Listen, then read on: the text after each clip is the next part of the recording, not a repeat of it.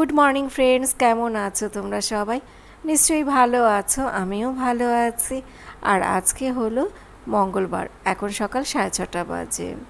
সকাল সকালই ব্লগটা শুরু করলাম, আমার ডেইলি রুটিন নিয়ে তোমাদের সামনে চলে আসলাম। জামা কাপড়গুলো কাচা হয়ে গেলে তারপর স্নান করে ঠাকুর ঘরে চলে যাব। আজকে আমি তাড়াতাড়ি ঠাকুর পুজো দিচ্ছি, কারণ অর্জুনের ম্যাম সকাল 7টার সময় আসে। তো ওই সময় অর্জুন খুব নাটক করে, মানে ম্যামের কাছে পড়বে না, ওর ঘুম পাচ্ছে। তো সেই জন্য আমি আজকে তাড়াতাড়ি পুজো দিয়ে এই অর্জুনের সাথে থাকবো, তা না হলে ঠাকুর পুজো দিতে আমার অনেক দেরি হয়ে যায়। এই কারণে আজকে আমি তাড়াতাড়ি ঠাকুর ঘরে চলে আসলাম। ঠাকুর পুজো হয়ে যাওয়ার পরে আমি অর্জুনের কাছে কিছুক্ষণ সময় বসবো। গুড মর্নিং বন্ধুরা, খুব বেশি জোরে কথা বলতে পারবো না, অর্জুনের ম্যাম ওই ঘরে আছে, আমি ওই ঘরে এতক্ষণ ছিলাম। এখন কিন্তু 8টা বাজে, 7টা থেকে 8টা অবধি ওই ঘরে ছিলাম। তো এই পেঁয়াজ নিয়ে বসে পড়লাম, পেঁয়াজ কাটবো। এখন এই তাড়াহুড়ো করে রান্নার কাজটা আগে কমপ্লিট করতে হবে, তারপর খেয়ে দিয়ে সবাই যখন বাইরে যাবে তখন ঘরের কাজগুলো করে নেব, মানে ঘর গোছানোর কাজগুলো সেই সময় করে নেব। কৃপা এখন কোচিংয়ে পড়তে যাবে, আমি আবার একটু চাউমিন রান্না করলাম। অর্জুন স্কুলে টিফিন নিয়ে যাবে, তারপর ওরা ব্রেকফাস্টে খাবে, তো সেই জন্য চাউমিনটা একটু বেশি করেই করলাম। কিন্তু কৃপা এখন চাউমিন খেতে চাইলো না, ও বলল ওকে একটা ডিম ভাজা করে দিতে, তো সেটাই করলাম। ওর জন্য একটা ডিম ভাজা করলাম। সকালবেলা তো ও কিচ্ছু খেতে চায় না। অর্জুনের স্কুলের টিফিন বক্স তৈরি হয়ে গেছে, এখানে আছে চাউমিন, কেক, বিস্কুট, আমন্ড আর হলো গিয়ে শসা। এই হলো অর্জুনের স্কুলের টিফিন। এখানে 2 রকমের শসা কাটা আছে, যেটা শসা কুচি সেটা দিয়ে ও চাউমিন খাবে, আর গোল গোল করে যে শসাটা কাটা আছে ওটা ও শুধু খাবে। অর্জুন আবার লেখাপড়া হয়ে গেছে, এখন চাউমিন খাচ্ছে। অনেক পড়াশোনা করে এখন, কালকে রাত 12:30 অবধি পড়েছে, প্রতিদিনই তাই করে। স্কুল থেকে এসে ঘুম দেয়, ঘুম থেকে উঠেই পড়তে বসে, তাই না বাবা? হ্যাঁ বাবা, ভালোভাবে খাও, তুমি সব কিছুতে দুষ্টামি কেন করো? এইভাবে কি খায় বাবা? এরকম দুষ্টামি করে না, অল্প অল্প করে মুখে দিয়ে আস্তে আস্তে করে খেতে হয়। তোমরাও খাও বন্ধুরা। তুইও আমার মতো বলিস, তোমরাও খাও বন্ধুরা। অল্প অল্প মুখে দাও। হ্যাঁ, আমি রেডি করে দিচ্ছি। কৃপা পড়তে চলে গেছে, তো সেই জন্য এই কাজগুলো আমাকে করতে হচ্ছে, তা না হলে কৃপাই বেশিরভাগ সময় এই কাজগুলো করে থাকে। অর্জুনের টিফিন বক্স গুছিয়ে দেয়া, তারপর জামা প্যান্ট পরানো, এগুলো কৃপাই করে থাকে। আর অর্জুনও কিন্তু একা একা স্কুল ড্রেস পরতে পারে, সক্স পরতে পারে, কিন্তু ও যদি এগুলো পড়তে যায় তাহলে একটু দেরি হয়ে যায়, সেই জন্য আমরাই ওকে পরিয়ে দেই। অর্জুন আজকে বায়না ধরলো যে ও আজকে চিলি চিকেন খাবে, কালকে থেকেই বলে যাচ্ছে যে মা আজকে কিন্তু চিলি চিকেন রান্না করবে। তো আমি আবার বরকে বাজারে পাঠালাম চিলি চিকেন আনার জন্য, ও বাজারে গেছে চিলি চিকেনের মাংসটা নিয়ে আসবে। তাই আবার আমাকে বলে যে মা তুমি খুব সুন্দর করে চিলি চিকেনটা রান্না করবে, আমি যেন স্কুলে বসেই তোমার চিলি চিকেনের গন্ধটা পাই, এইসব কথা বলছিল। আর আমি ওর কথা শুনে হাসছিলাম। এই যে অর্জুন এখন স্কুলে চলে যাচ্ছে, আজকে ও গাড়িতে স্কুলে যাবে।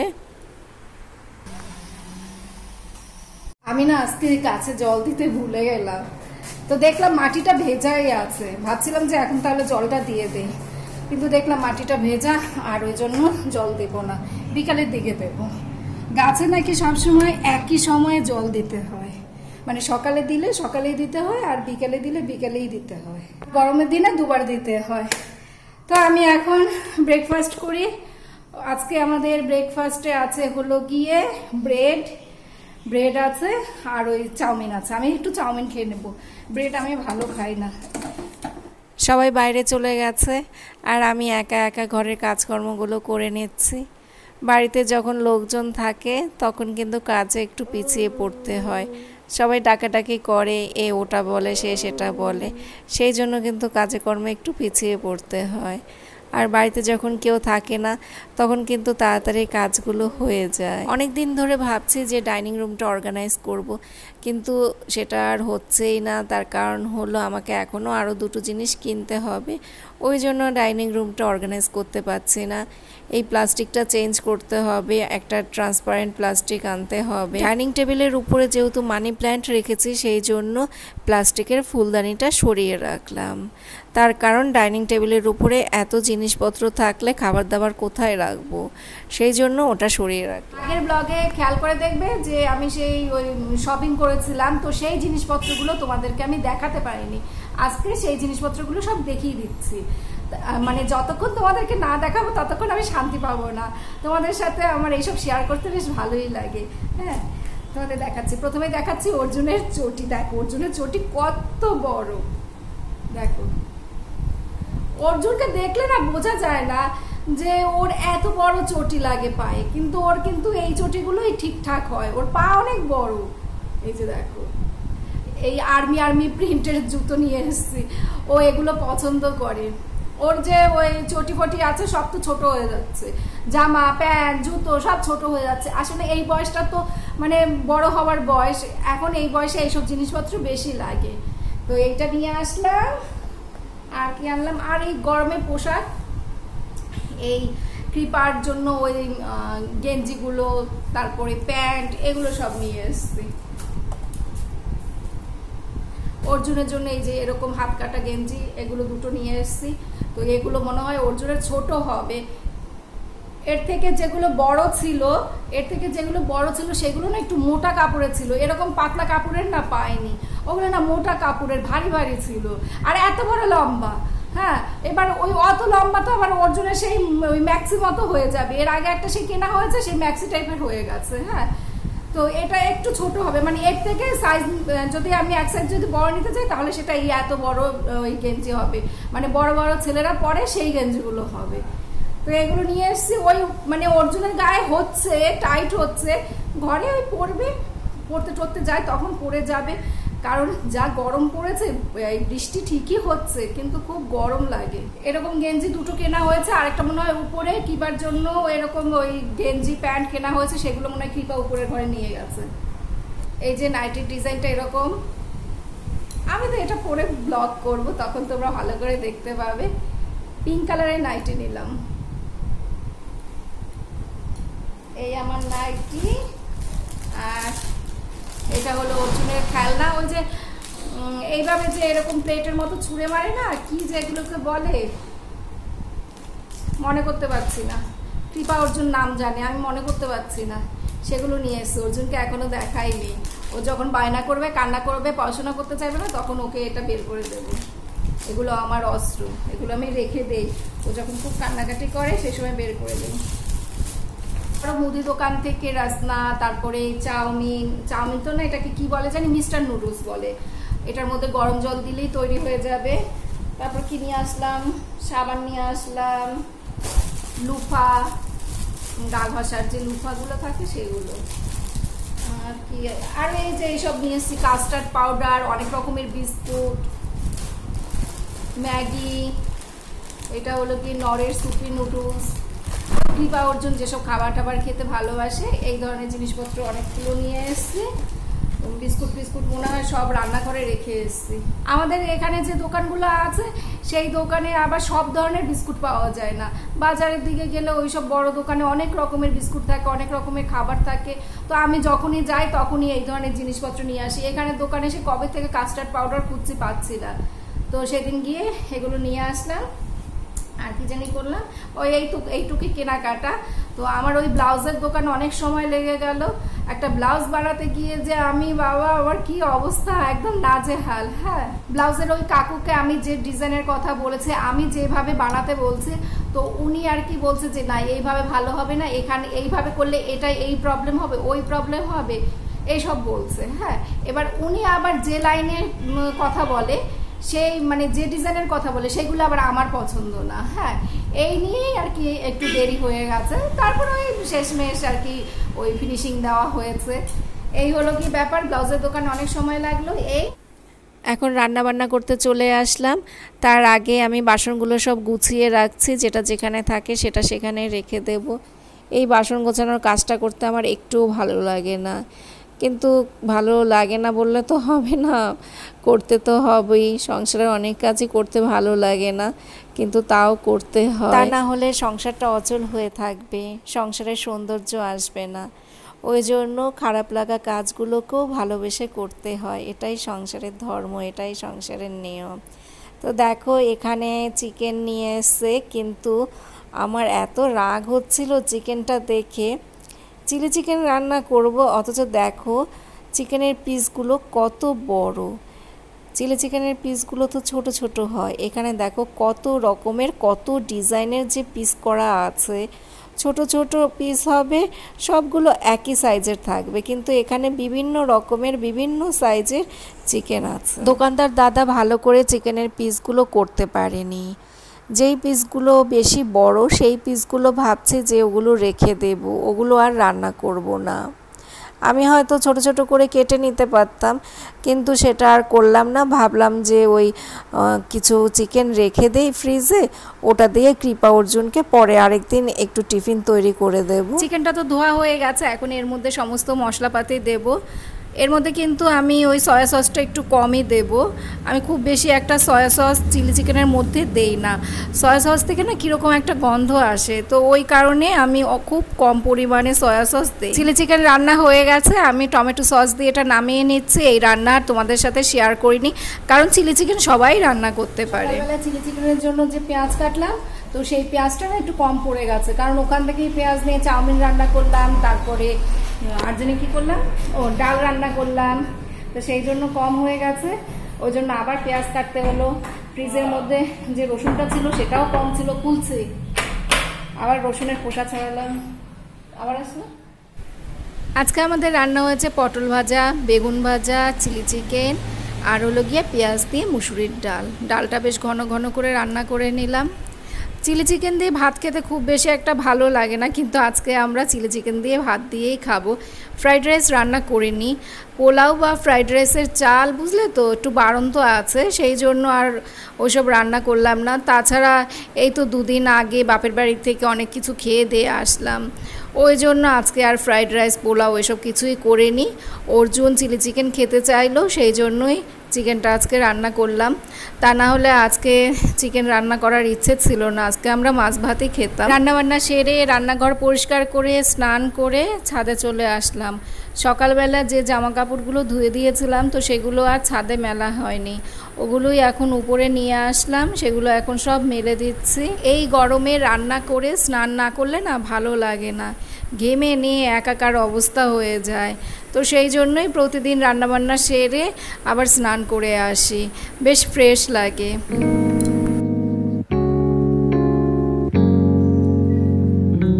অর্জুনের জন্য ভাত বেড়ে বসে আছি। আজকেও জানো তো আকাশে মেঘ, মানে মনে হচ্ছে এখনই বৃষ্টি নামবে এরকম মনে হচ্ছে। প্রতিদিন আমি ওর রেইনকোটটা দিতে ভুলে যাই। ওর বাবা তো এই মাত্র ভাত খেয়ে গেল, এই 3:30 সময় গেল, তো সেই সময় রেইনকোটটা দিয়ে দিতে পারতাম। আমার একদমই মনে নেই, খেয়ালই নেই রেইনকোটটা দেওয়ার কথা। ওই যে চলে এসছে। বন্ধুরা, আমি ওর মাকে জানার জন্য চলে এসেছি, আর এই আমি টিচার থেকে এই চক চুরি করে নিয়েছি। টিচার ভুল করে এইগুলো অনেকগুলো চক এই ডেস্কে রেখে আছে, তো ওই সব ছোট ছোট ছিল। সব বন্ধুরা একটা একটা করে ওঠেলাম, আমি চেষ্টা করে একটা নিয়েছি। অনেক চেষ্টা করে একটা নিয়েছো সবাই? হ্যাঁ, আমার বন্ধু দুটো, একটা বন্ধু দুটো নিয়েছে, তারপর আমি ওর কাছ থেকে বাংলা যে আমাদের একটা, আমার একটা দিয়ে দিল। আচ্ছা, ওই উপরে সব থেকে বেশি নিয়েছে, ওই তো সব চক নিয়েছে। তো সব চক নিয়ে গেছে। স্কুল থেকে আসলে পরে কত গল্প, মানে ওর গল্প শুনতে পুরো একদিন লাগবে। হ্যাঁ, স্কুলে থাকে এই 6 ঘন্টা মতো, 6-7 ঘন্টা থাকে এরকম, আর ওর গল্প 24 ঘন্টার থাকে। 4:30 বাজে, এখন ভাত খাওয়া হয়ে গেল। অর্জুন ওর ভাতটা নিয়ে উপরের ঘরে চলে গেল। বললাম আমার সাথে এখানে বসে খা, বলে না আমি টিভি দেখবো আর ভাত খাবো। তো আমি আর কিছু বলিনি। স্কুল থেকে এসে এখন একটু টিভি দেখুক, মোবাইল দেখুক, আবার তো 5:30টার সময় পড়া, তো এখনই আবার রেডি হতে হবে। এই দেখো অর্জুনের কাণ্ড, বাড়িতে আসার সাথে সাথেই চক দিয়ে ফ্রিজের মধ্যে দাগাদাগি করে রেখেছে, দেখতে পাচ্ছ ফ্রিজের মধ্যে সাদা চকের দাগ। এখন সন্ধে হয়ে গেছে, আমি সন্ধে পুজো দিচ্ছি। অর্জুনের পড়া আছে 6টার সময়, তো সেখানে যেতে হবে।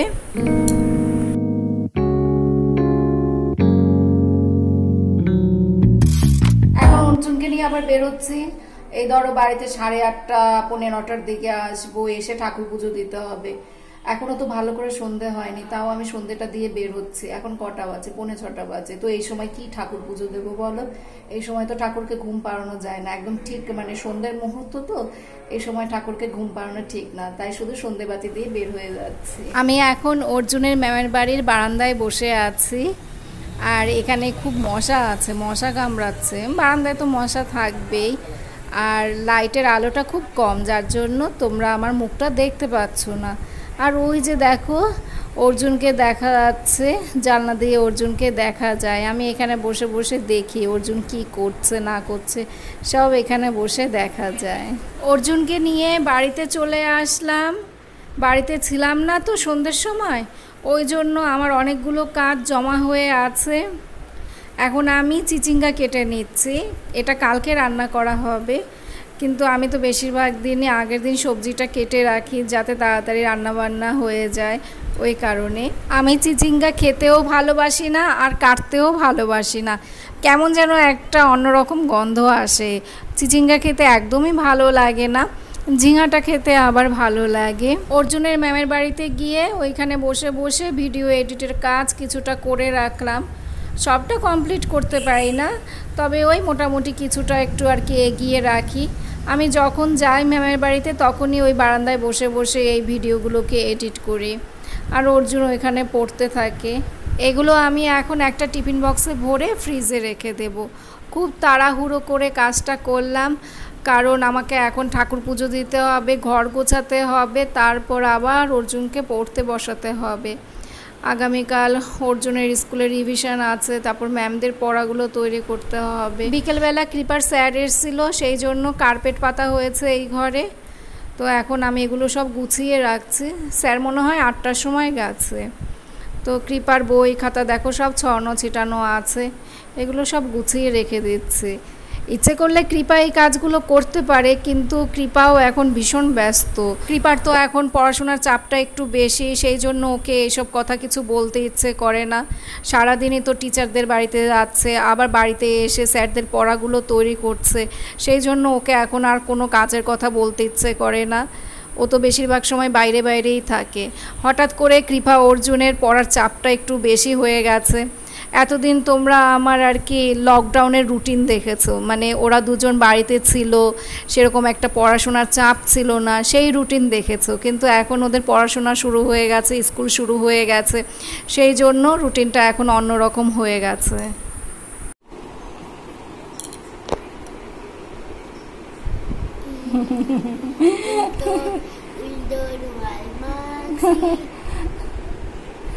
কষ্ট হচ্ছে বাবা? কষ্ট হচ্ছে পড়াশোনা করতে? একটু কষ্ট হচ্ছে না? অনেক কষ্ট হচ্ছে। ঠিক করে কর বাবা। হ্যাঁ কি করবে, করতে তো হবে। এক ধরনের পোশাক ঠিক করে লেখ, এক ধরনের। এটা কি লিখলি? মোচ। আমি মুছে দিচ্ছি দাঁড়া।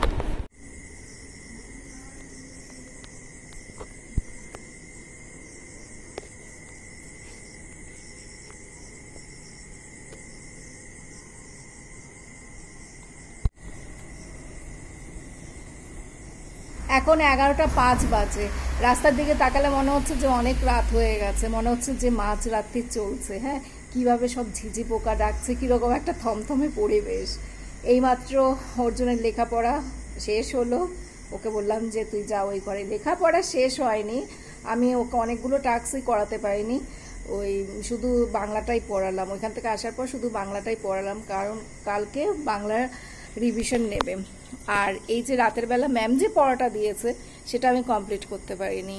কালকে রাতের বেলা তো ম্যাম আবার এই পড়াগুলো ধরবে, কিছু করার নেই। স্কুলে তো এই বাংলা রিভিশন নেবে, এটা তো আমাকে ভালো করে তৈরি করে দিতে হবে। কালকে আর রাতের বেলা ম্যামের কাছে পড়াটা দিতে পারবে না। সকালবেলা আমি যদি পারি মুখে মুখে একটু পড়িয়ে দেব। স্কুল থেকে আসার পর তো ঘুমিয়ে পড়বে, স্কুল থেকে আসলে পর তো ঘুমিয়ে পড়বে, সেই সময় তো আর পড়া হবে না। তারপরে তো চলে যাবে ম্যামের কাছে। আর এখন তো অতটা বড় হয়নি যে ওই স্কুলে পড়ার মাঝখানে স্যার টিচারদের পড়া তৈরি করে রাখবে, সেই বুদ্ধি তো আর হয়নি এখনো। ওটা গিয়ে পরে হবে। যখন ক্লাস 6-7-এ উঠবে সেই সময় ওই বুদ্ধিটা হবে যে স্কুলে পড়ার মাঝখানেও টিচারদের পড়াটা তৈরি করে রাখতে হয়, বাড়ির টিচারদের পড়াটা তৈরি করে রাখতে হয়। তো যাই হোক, আমাদের মা ছেলে দুজনেরই খুব কষ্ট হয়ে যাচ্ছে। তাই ওর বাবাকে বলছিলাম যে সকাল থেকে আমাদের দুজনের যুদ্ধ শুরু হয়, খুব প্রেশার পড়ে গেছে অর্জুনের, মানে ওর জন্য আমার খুব কষ্ট হয় অর্জুনের জন্য। ও ছোট তো, খেলতে ভালোবাসে, এই বয়সেই যদি এইভাবে আটকে রাখি তাহলে আর শৈশবের আনন্দটা কোথায় পেল। পড়াশোনা আমি অবশ্যই ভালোবাসি, লেখাপড়াকে তো অবশ্যই ভালোবাসি, কিন্তু এইভাবে সারাদিনের জন্য লেখাপড়া আমার পছন্দ না। এই সারাদিন স্কুল, টিচার, ম্যাম এইসব নিয়ে দৌড়াদৌড়ি আমার একদমই পছন্দ না। যখন ক্লাস 8-9-এ উঠবে সেই সময় ঠিক আছে, সেই সময়ের জন্য এই প্রেশারটা ঠিক আছে, কিন্তু এই বয়সেই যদি এত প্রেশার দেই তাহলে ওই যে বললাম, ওরা এই আনন্দ মজা কবে করবে, কবে একটু খেলবে, একটু খেলার সময় পাচ্ছে না, কিছু না। এত প্রেশার দেওয়া ঠিক না বাচ্চাদের। ওটাই ওর বাবাকে বলছিলাম যে ওর খুব প্রেশার পড়ে যাচ্ছে। তোমার তো কোনো ব্যাপার, শিয়াল যাচ্ছে রাস্তা থেকে, শিয়াল যাচ্ছে দেখবে, ওই যে দেখো, ওই শিয়ালটা আবার অন্ধকারে চলে গেল, ওই যে দেখো দৌড়াচ্ছে। ওর বাবা চায় যে ছেলে মেয়ে সারাদিন পড়াশোনা করুক, দরজা জানলা বন্ধ করে সারাদিন ঘরের মধ্যে পড়াশোনা করুক, তাহলে ওর বাবা খুব খুশি। হ্যাঁ, ওর বাবা আবার এই ধরনের মানুষ, কিন্তু আমি সেই ধরনের না, আমার মেন্টালিটি আবার অন্যরকম, আমার বিচার বিবেচনা অন্যরকম। কৃপাকে এখন পড়াশোনার জন্য আমি যে চাপটা দিচ্ছি বা মাধ্যমিকের আগেও যে চাপটা দিয়েছি সেটা ঠিক আছে, হ্যাঁ, কিন্তু অর্জুনের জন্য এখন চাপটা একটু বেশিই হয়ে যাচ্ছে। অর্জুন এখনো যথেষ্ট ছোট। আমার কথা হলো লেখাপড়াও করবে, তার পাশাপাশি খেলাধুলোও করবে, কিন্তু ওর যে রুটিন শুরু হয়ে গেছে তাতে তো ও খেলার সময়ই পাচ্ছে না, ঠিক মতো ঘুমোতে পারছে না, খাওয়ার সময় পাচ্ছে না, কি অবস্থা। তো বন্ধুরা, এখন ব্লগটা শেষ করে দিচ্ছি। জানি না ব্লগটা কত বড় হয়েছে, কি হয়েছে জানি না, কিন্তু আগামীকালের ভরসায় আর রাখবো না। এখন তো ব্লগ করা খুব মুশকিল হয়ে গেছে আমার। তো যাই হোক, যেটুকু পারবো তোমাদের সাথে শেয়ার করব। এইভাবেই আমাকে এখন চলতে হবে, আমি আর কিছু করতে পারবো না। আগে তো ছেলের দিকে খেয়াল রাখতে হবে। তো তোমরা সবাই ভালো থেকো, সুস্থ থেকো, সাবধানে থেকো। Tata, bye bye. ব্লগটা এখন শেষ করে দিলাম। তোমরা সবাই ভালো থেকো। গুড নাইট বন্ধুরা।